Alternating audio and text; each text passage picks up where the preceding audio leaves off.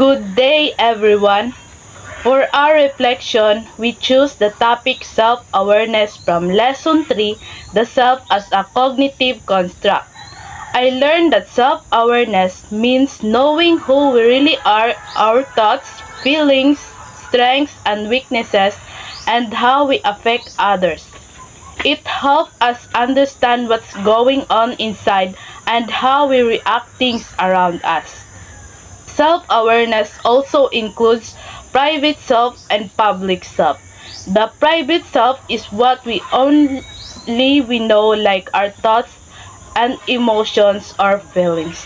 The public self is how we act, present ourselves in front of others. This lesson made me realize that knowing ourselves is the first step to growth. By being aware of both my private self and public self, I keep learning and becoming the best version of who I can be.